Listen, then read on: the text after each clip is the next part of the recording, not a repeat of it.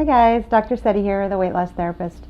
As you may or may not know about me, I do 100% of my therapy online these days, as do many psychologists and other therapists, if not 100%, at least a good percentage. It's kind of how that whole world has turned to move towards, online video-based services. And some people I know are still trepidatious about that and are really wanting that in-person, face-to-face appointment. So I often give people kind of tips on how to approach online video-based therapy in the same way you would, an in-person therapy appointment.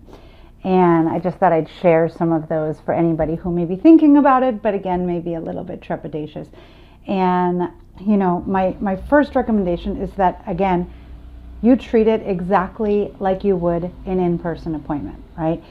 If with an in-person appointment, you would block out the time on your schedule, you would, prepare to be, in a quiet space, prepare to feel comfortable talking, right? Not have a bunch of distractions around you. If you were going in person, you wouldn't be checking your phone all the time, right? So approach it that way, right? Find that quiet, comfortable space where you feel comfortable talking, right? Consider wearing headphones or, doing something to cancel out, noise outside of the room, like using a white noise machine or something like that.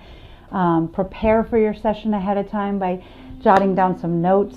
Have a pen and paper ready for you in case you want to, take some notes. Maybe have tissues nearby if that's something you feel like you need. But basically make it just like being in your therapist appointment.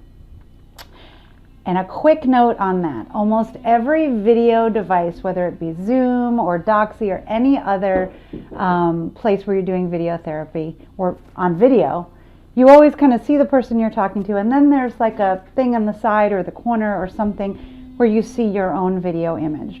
And you have an option to hide that video image or hide your preview.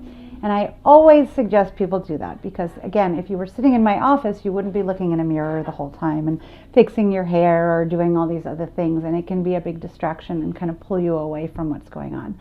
So if you're on a video session, it can be very helpful to hide your own video preview so that you're just looking directly at your therapist.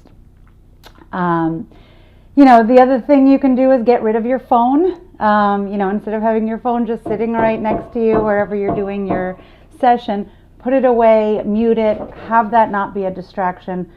Same respect, close any tabs you may have open on your computer that may give you notifications so that you're not getting distracted by those as well.